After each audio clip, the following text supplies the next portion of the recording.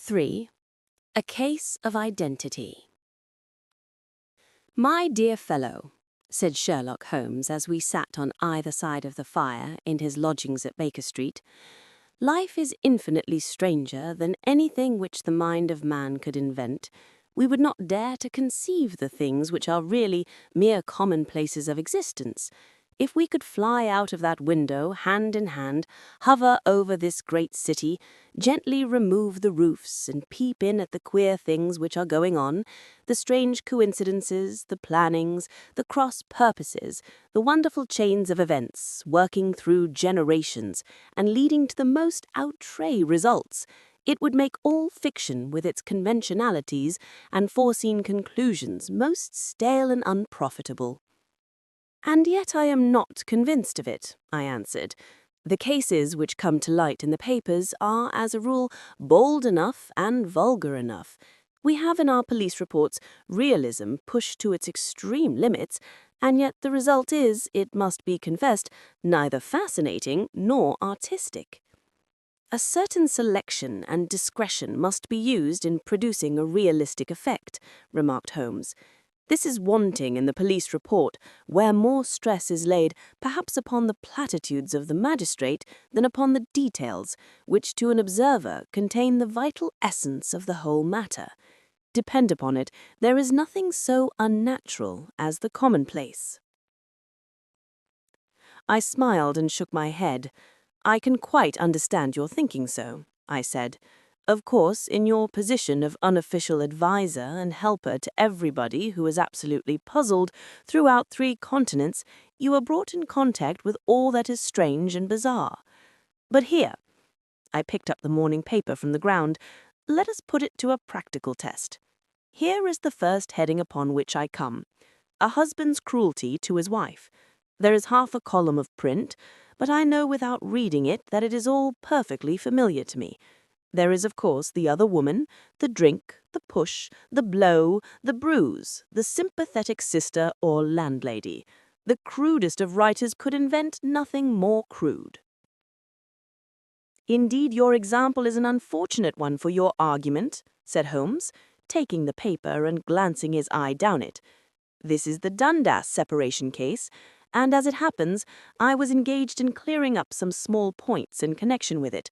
The husband was a teetotaler. There was no other woman, and the conduct complained of was that he had drifted into the habit of winding up every meal by taking out his false teeth and hurling them at his wife, which, you will allow, is not an action likely to occur to the imagination of the average storyteller. Take a pinch of snuff, Doctor, and acknowledge that I have scored over you in your example." He held out his snuff-box of old gold with a great amethyst in the center of the lid. Its splendor was in such contrast to his homely ways and simple life that I could not help commenting upon it. "Ah," he said, "I forgot that I had not seen you for some weeks. It's a little souvenir from the King of Bohemia in return for my assistance in the case of the Irene Adler papers." "And the ring?" I asked, glancing at a remarkable brilliant which sparkled upon his finger. "It was from the reigning family of Holland, though the matter in which I served them was of such delicacy that I cannot confide it even to you, who have been good enough to chronicle 1 or 2 of my little problems." "And have you any on hand just now?" I asked with interest. "Some 10 or 12, but none which present any feature of interest. They are important, you understand, without being interesting. Indeed, I have found that it is usually in unimportant matters that there is a field for the observation and for the quick analysis of cause and effect which gives the charm to an investigation. The larger crimes are apt to be the simpler, for the bigger the crime, the more obvious, as a rule, is the motive.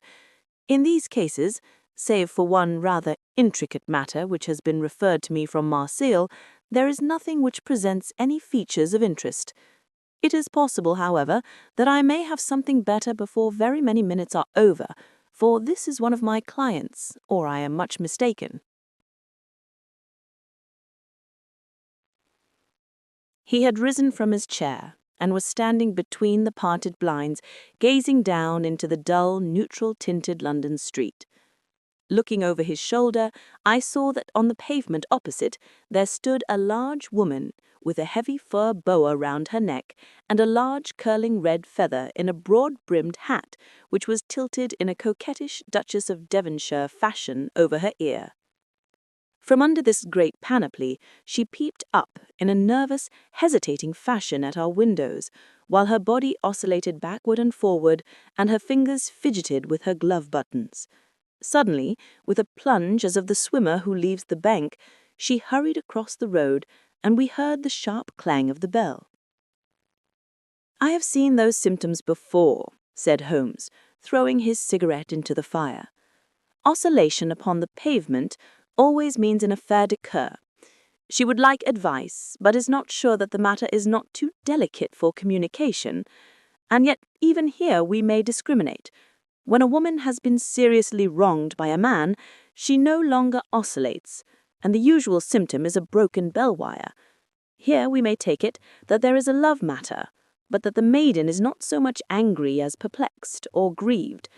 But here she comes in person to resolve our doubts." As he spoke, there was a tap at the door, and the boy in buttons entered to announce Miss Mary Sutherland, while the lady herself loomed behind his small black figure like a full-sailed merchantman behind a tiny pilot boat. Sherlock Holmes welcomed her with the easy courtesy for which he was remarkable, and, having closed the door and bowed her into an armchair, he looked her over in the minute and yet abstracted fashion which was peculiar to him. "Do you not find," he said, "that with your short sight it is a little trying to do so much typewriting?" "I did at first," she answered, "but now I know where the letters are without looking." Then, suddenly realizing the full purport of his words, she gave a violent start and looked up, with fear and astonishment upon her broad, good-humoured face. "You've heard about me, Mr. Holmes," she cried. "Else, how could you know all that?" "Never mind," said Holmes, laughing. "It is my business to know things. Perhaps I have trained myself to see what others overlook. If not, why should you come to consult me?" "I came to you, sir, because I heard of you from Mrs. Etheridge, whose husband you found so easy when the police and everyone had given him up for dead. Oh, Mr. Holmes, I wish you would do as much for me. I'm not rich, but still I have 100 a year in my own right, besides the little that I make by the machine, and I would give it all to know what has become of Mr. Hosmer Angel." "Why did you come away to consult me in such a hurry?" asked Sherlock Holmes, with his fingertips together and his eyes to the ceiling. Again a startled look came over the somewhat vacuous face of Miss Mary Sutherland. "Yes, I did bang out of the house," she said, "for it made me angry to see the easy way in which Mr. Windybank, that is, my father, took it all. He would not go to the police, and he would not go to you. And so at last, as he would do nothing and kept on saying that there was no harm done, it made me mad, and I just on with my things and came right away to you." "Your father," said Holmes.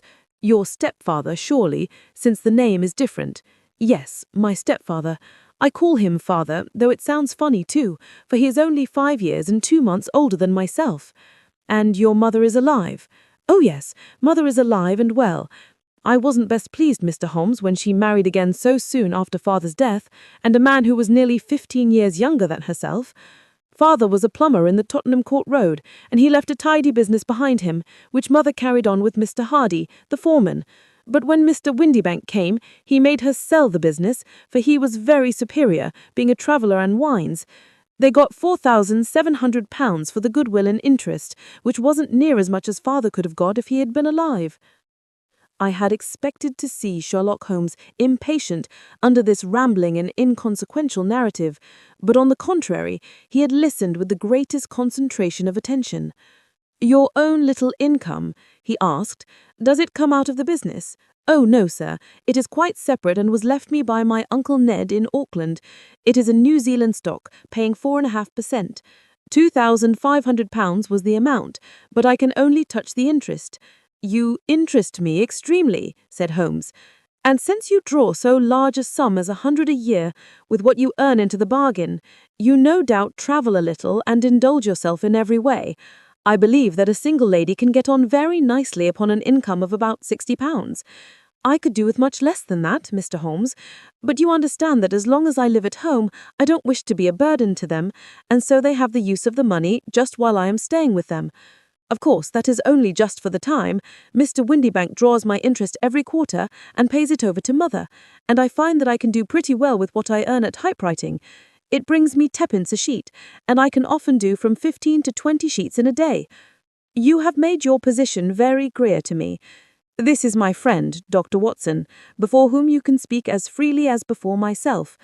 Kindly tell us now all about your connection with Mr. Hosmer Angel. A flush stole over Miss Sutherland's face, and she picked nervously at the fringe of her jacket. I met him first at the gasfitters' ball.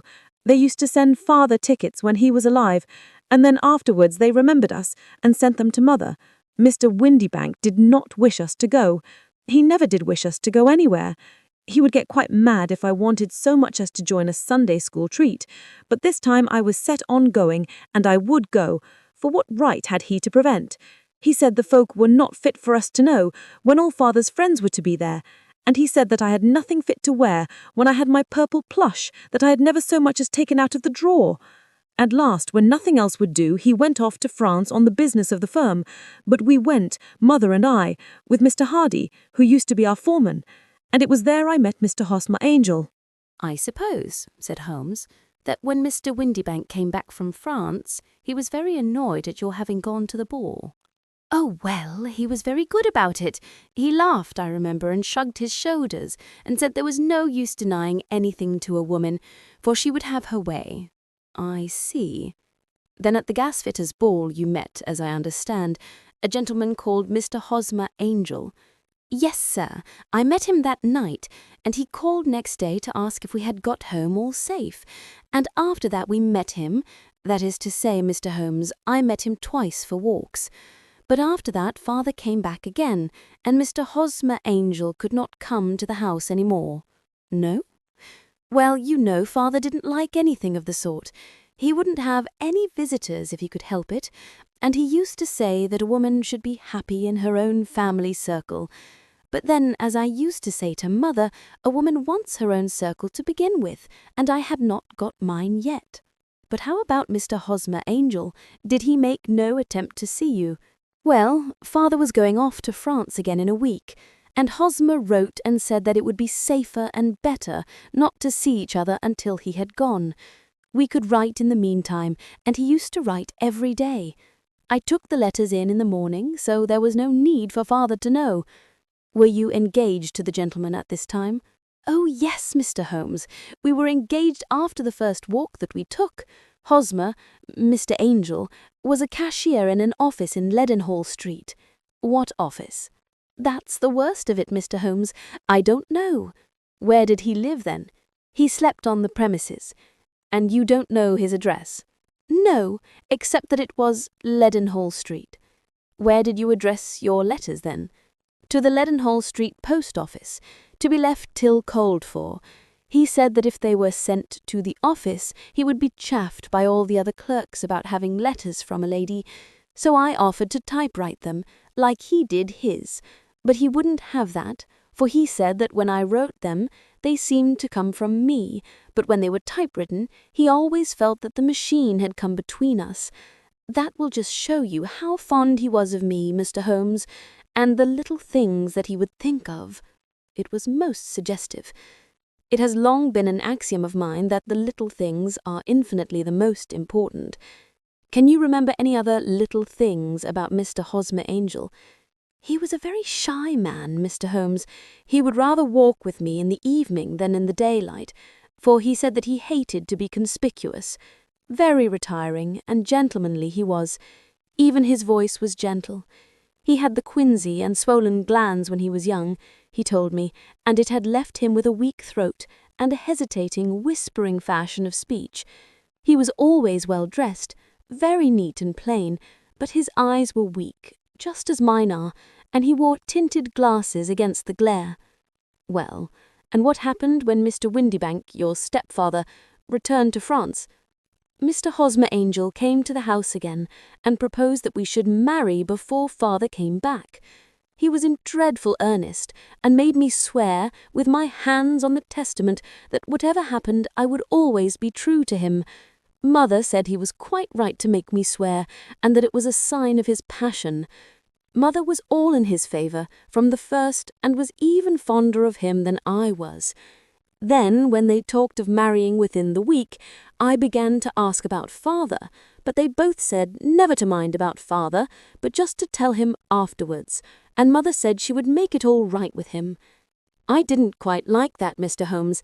It seemed funny that I should ask his leave, as he was only a few years older than me, but I didn't want to do anything on the sly, so I wrote to father at Bordeaux, where the company has its French offices. But the letter came back to me on the very morning of the wedding. It missed him then. Yes, sir, for he had started to England just before it arrived. Ha, that was unfortunate. Your wedding was arranged then for the Friday. Was it to be in church? Yes, sir, but very quietly. It was to be at St. Saviour's, near King's Cross, and we were to have breakfast afterwards at the St. Pancras Hotel. Hosmer came for us in a hansom, but as there were 2 of us, he put us both into it and stepped himself into a 4-wheeler, which happened to be the only other cab in the street. We got to the church first, and when the 4-wheeler drove up, we waited for him to step out, but he never did, and when the cabman got down from the box and looked, there was no one there. The cabman said that he could not imagine what had become of him, for he had seen him get in with his own eyes. That was last Friday, Mr. Holmes, and I have never seen or heard anything since then to throw any light upon what became of him. It seems to me that you have been very shamefully treated, said Holmes. Oh, no, sir. He was too good and kind to leave me so. Why, all the morning he was saying to me that whatever happened, I was to be true, and that even if something quite unforeseen occurred to separate us, I was always to remember that I was pledged to him, and that he would claim his pledge sooner or later. It seems strange talk for a wedding morning, but what has happened since gives a meaning to it. Most certainly it does. Your own opinion is, then, that some unforeseen catastrophe has occurred to him? Yes, sir. I believe that he foresaw some danger, or else he would not have talked so, and then I think that what he foresaw happened. But you have no notion as to what it could have been? None. One more question. How did your mother take the matter? She was angry and said that I was never to speak of the matter again. And your father? Did you tell him? Yes, and he seemed to think, with me, that something had happened and that I should hear of Hosmer again.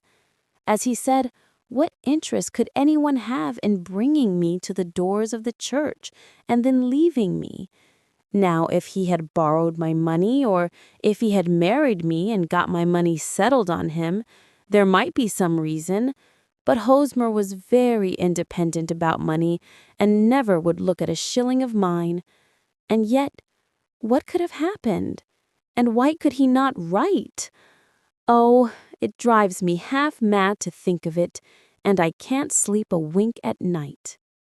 She pulled a little handkerchief out of her muff and began to sob heavily into it.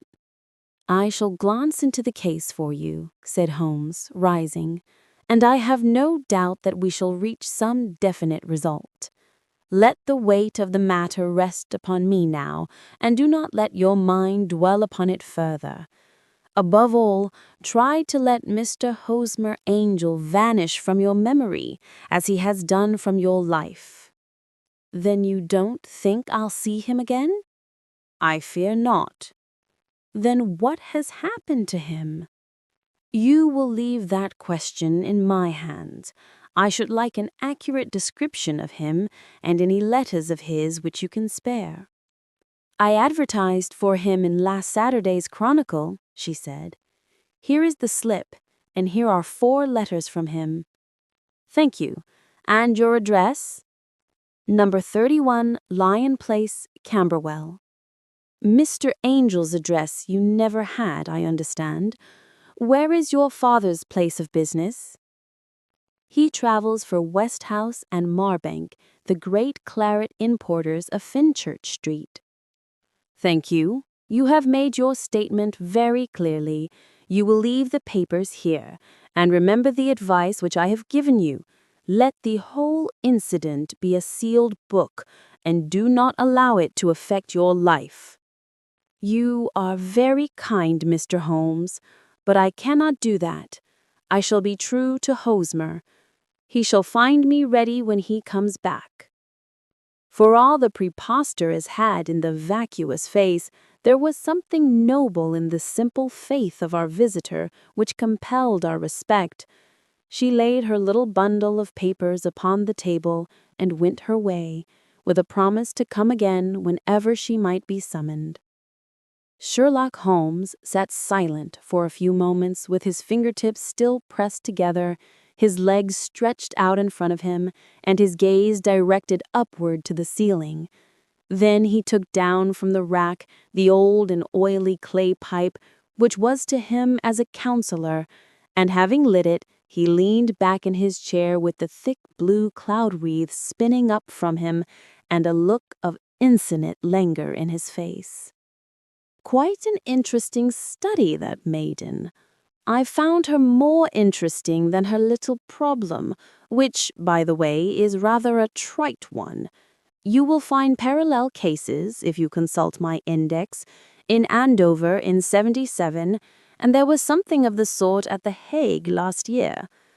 Old as is the idea, however, there were one or two details which were new to me, but the maiden herself was most instructive. You appeared to read a good deal upon her which was quite invisible to me, I remarked. Not invisible, but unnoticed, Watson. You did not know where to look, and so you missed all that was important. I can never bring you to realize the importance of sleeves, the suggestiveness of thumbnails, or the great issues that may hang from a bootlace. Now, what did you gather from that woman's appearance?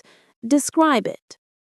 Well, she had a slate-colored, broad-brimmed straw hat, with a feather of a brickish red. Her jacket was black, with black beads sewn on it, and a fringe of little black jet ornaments. Her dress was brown, rather darker than coffee color, with a little purple plush at the neck and sleeves. Her gloves were grayish and were worn through at the right forefinger. Her boots I didn't observe. She had small, round, hanging gold earrings and a general air of being fairly well-to-do in a vulgar, comfortable, easy-going way. Upon my word, Watson, you are coming along wonderfully. You have really done very well indeed. It is true that you have missed everything of importance, but you have hit upon the method, and you have a quick eye for colour. Never trust to general impressions, my boy, but concentrate yourself upon details. My first glance is always at a woman's sleeve. In a man, it is perhaps better first to take the knee of the trouser. As you observe, this woman had plush upon her sleeves, which is a most useful material for showing traces. The double line a little above the wrist, where the typewriter's presses against the table, was beautifully defined. The sewing machine of the hand type leaves a similar mark, but only on the left arm, and on the side of it furthest from the thumb, instead of being right across the broadest part as this was. I then glanced at her face, and, observing the dint of a pince-nez at either side of her nose, I ventured a remark upon short sight and typewriting which seemed to surprise her. It surprised me. But surely it was obvious. I was then much surprised and interested on glancing down to observe that though the boots which she was wearing were not unlike each other, they were really odd ones, the one having a slightly decorated toe cap and the other a plain one. One was buttoned only in the 2 lower buttons out of 5, and the other at the 1st, 3rd, and 5th. Now, when you see that a young lady, otherwise neatly dressed, has come away from home with odd boots, half-buttoned, it is no great deduction to say that she came away in a hurry. And what else? I asked, keenly interested as I always was by my friend's incisive reasoning. I noted in passing that she had written a note before leaving home, but after being fully dressed. You observed that her right glove was torn at the forefinger, but you did not apparently see that both glove and finger was stained with violet ink. She had written in a hurry and dipped her pen too deep. It must have been this morning, or the mark would not remain clear upon the finger. All this is amusing, though rather elementary, but I must go back to business, Watson. Would you mind reading me the advertised description of Mr. Hosmer Angel? I held the little printed slip to the light. Missing, it said, on the morning of the 14th, a gentleman named Hosmer Angel, about 5 feet 7 inches in height, strongly built, sallow complexion, black hair, a little bald in the center, bushy black side whiskers and moustache, tinted glasses, slight infirmity of speech, was dressed, when last seen, in black frock coat faced with silk, black waistcoat, gold Albert chain, and grey Harris tweed trousers with brown gaiters over elastic-sided boots. Known to have been employed in an office in Leadenhall Street. Anybody bringing, etc., etc. That will do, said Holmes. As to the letters, he continued, glancing over them, they are very commonplace. Absolutely no clue in them to Mr. Angel, save that he quotes Balzac once. There is one remarkable point, however, which will no doubt strike you. They are typewritten, I remarked. Not only that, but the signature is typewritten. Look at the neat little Hosmer Angel at the bottom. There is a date, you see, but no superscription except Leadenhall Street, which is rather vague. The point about the signature is very suggestive. In fact, we may call it conclusive. Of what? My dear fellow, is it possible you do not see how strongly it bears upon the case? I cannot say that I do, unless it were that he wished to be able to deny his signature if an action for breach of promise were instituted. No, that was not the point. However, I shall write 2 letters which should settle the matter. One is to a firm in the city, the other is to the young lady's stepfather, Mr. Windbank, asking him whether he could meet us here at 6 o'clock tomorrow evening. It is just as well that we should do business with the male relatives.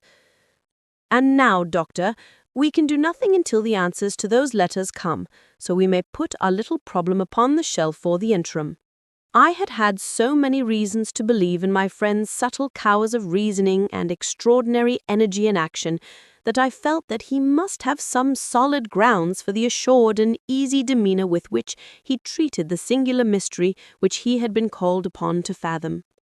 Once only had I known him to fail, in the case of the King of Bohemia and of the Irene Adler photograph, but when I looked back to the weird business of the sign of 4 and the extraordinary circumstances connected with the study in scarlet, I felt that it would be a strange tangle indeed which he could not unravel.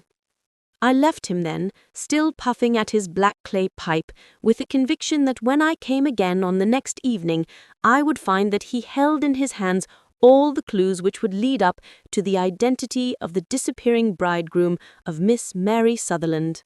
A professional case of great gravity was engaging my own attention at the time, and the whole of next day I was busy at the bedside of the sufferer. It was not until close upon 6 o'clock that I found myself free and was able to spring into a hansom and drive to Baker Street, half afraid that I might be too late to assist at the denouement of the little mystery. I found Sherlock Holmes alone, however, half asleep, with his long, thin form curled up in the recesses of his armchair. A formidable array of bottles and test tubes, with the pungent, cleanly smell of hydrochloric acid, told me that he had spent his day in the chemical work which was so dear to him. "Well, have you solved it?" I asked as I entered. "Yes, it was the bisulfate of baryta." "No, no, the mystery!" I cried. "Oh, that! I thought of the salts that I have been working upon.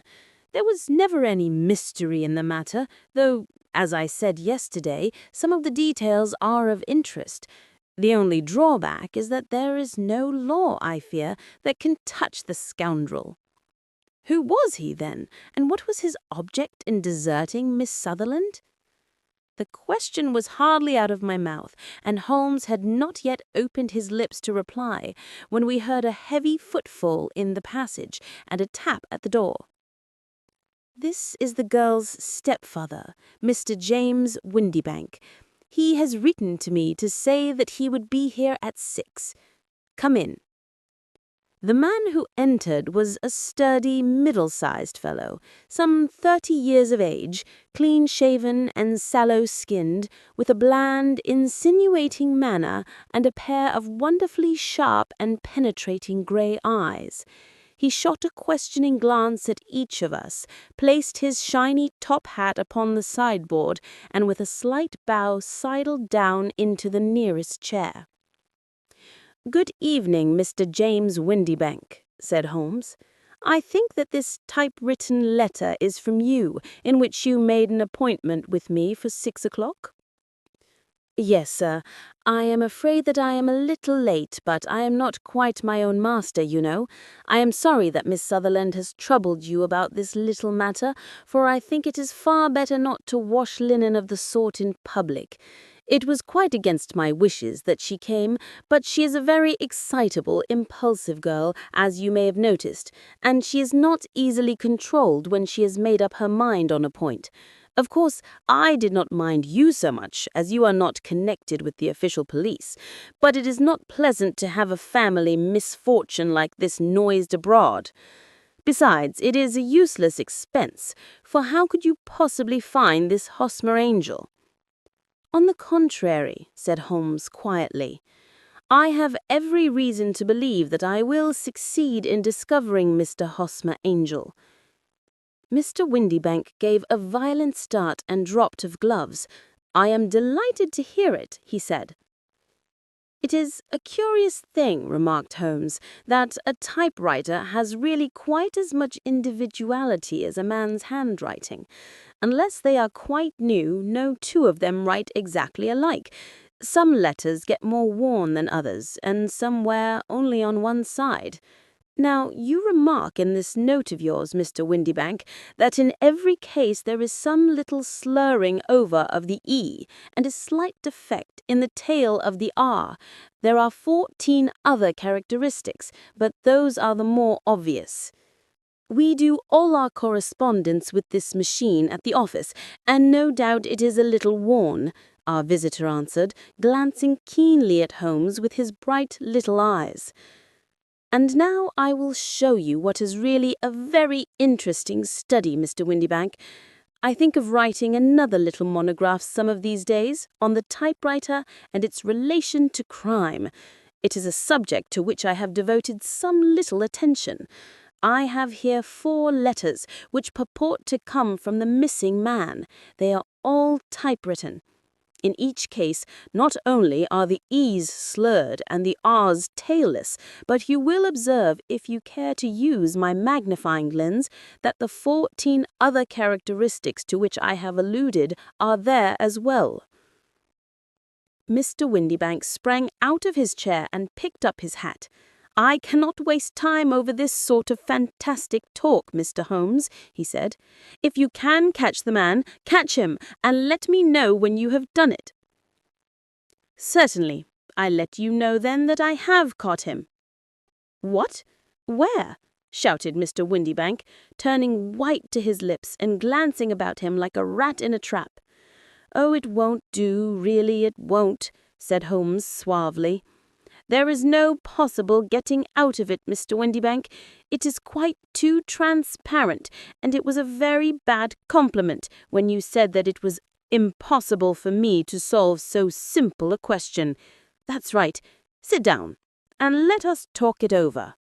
Our visitor collapsed into a chair, with a ghastly face and a glitter of moisture on his brow. It's not actionable," he stammered. I am very much afraid that it is not. But between ourselves, Windibank, it was as cruel and selfish and heartless a trick in a petty way as ever came before me. Now, let me just run over the course of events, and you will contradict me if I go wrong. The man sat huddled up in his chair, with his head sunk upon his breast, like one who is utterly crushed. Holmes stuck his feet up on the corner of the mantelpiece, and leaning back with his hands in his pockets, began talking, rather to himself, as it seemed, than to us. The man married a woman very much older than himself for her money, said he, and he enjoyed the use of the money of the daughter as long as she lived with them. It was a considerable sum for people in their position, and the loss of it would have made a serious difference. It was worth an effort to preserve it. The daughter was of a good, amiable disposition, but affectionate and warm-hearted in her ways, so that it was evident that with her fair personal advantages and her little income, she would not be allowed to remain single long. Now, her marriage would mean, of course, the loss of 100 a year. So what does her stepfather do to prevent it? He takes the obvious course of keeping her at home and forbidding her to seek the company of people of her own age. But soon he found that that would not answer forever. She became restive, insisted upon her rights, and finally announced her positive intention of going to a certain ball. What does her clever stepfather do then? He conceives an idea more creditable to his head than to his heart. With the connivance and assistance of his wife, he disguised himself, covered those keen eyes with tinted glasses, masked the face with a mustache and a pair of bushy whiskers, sunk that clear voice into an insinuating whisper, and doubly secure on account of the girl's short sight, he appears as Mr. Hosmer Angel, and keeps off other lovers by making love himself. It was only a joke at first, ground our visitor. We never thought that she would have been so carried away. Very likely not. However that may be, the young lady was very decidedly carried away, and having quite made up her mind that her stepfather was in France, the suspicion of treachery never for an instant entered her mind. She was flattered by the gentleman's attentions, and the effect was increased by the loudly expressed admiration of her mother. Then Mr. Angel began to coal, for it was obvious that the matter should be pushed as far as it would go if a real effect were to be produced. There were meetings and an engagement, which would finally secure the girl's affections from turning towards anyone else. But the deception could not be kept up forever. These pretended journeys to France were rather cumbrous. The thing to do was clearly to bring the business to an end in such a dramatic manner that it would leave a permanent impression upon the young lady's mind and prevent her from looking upon any other suitor for some time to come. Hence those vows of fidelity exacted upon a testament, and hence also the allusions to a possibility of something happening on the very morning of the wedding. James Windibank wished Miss Sutherland to be so bound to Hosmer Angel and so uncertain as to his fate that for 10 years to come, at any rate, she would not listen to another man. As far as the church door he brought her, and then, as he could go no farther, he conveniently vanished away by the old trick of stepping in at one door of a four-wheeler and out at the other. I think that was the chain of events, Mr. Windibank. Our visitor had recovered something of his assurance while Holmes had been talking, and he rose from his chair now with a cold sneer upon his pale face. "It may be so, or it may not, Mr. Holmes," he said, "but if you are so very sharp, you ought to be sharp enough to know that it is you who are breaking the law now, and not me. I have done nothing actionable from the first, but as long as you keep that door locked, you lay yourself open to an action for assault and illegal constraint. The law cannot, as you say, touch you," said Holmes, unlocking and throwing open the door. Yet there never was a man who deserved punishment more. If the young lady has a brother or a friend, he ought to lay a whip across your shoulders. By Jove," he continued, flushing up at the sight of the bitter sneer upon the man's face, "it is not part of my duties to my client, but here's a hunting crop handy, and I think I shall just treat myself to—" He took 2 swift steps to the whip, but before he could grasp it, there was a wild clatter of steps upon the stairs, the heavy hall door banged, and from the window we could see Mr. James Windibank running at the top of his speed down the road. "There's a cold-blooded scoundrel," said Holmes, laughing as he threw himself down into his chair once more. "That fellow will rise from crime to crime until he does something very bad and ends on a gallows. The case has, in some respects, not been entirely devoid of interest." "I cannot now entirely see all the steps of your reasoning," I remarked. "Well, of course it was obvious from the first that this Mr. Hosmer Angel must have some strong object for his curious conduct, and it was equally clear that the only man who really profited from the incident, as far as we could see, was the stepfather. Then the fact that the 2 men were never together, but that the one always appeared when the other was away, was suggestive. So were the tinted spectacles and the curious voice, which both hinted at a disguise, as did the bushy whiskers. My suspicions were all confirmed by his peculiar action in typewriting his signature, which of course inferred that his handwriting was so familiar to her that she would recognize even the smallest sample of it. You see, all these isolated facts, together with many minor ones, all pointed in the same direction." "And how did you verify them?" "Having once spotted my man, it was easy to get corroboration. I knew the firm for which this man worked.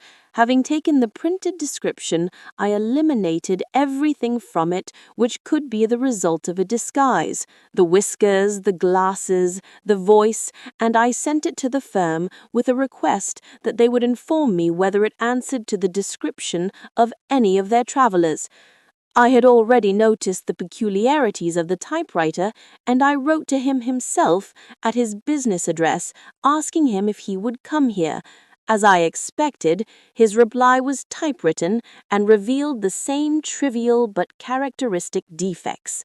The same post brought me a letter from Westhouse and Marbank of Fenchurch Street to say that the description tallied in every respect with that of their employee, James Windibank.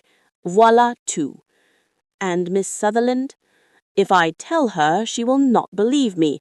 You may remember the old Persian saying, 'There is danger for him who taketh the tiger cub, and danger also for whoso snatches a delusion from a woman.' There is as much sense in Hafiz as in Horace, and as much knowledge of the world."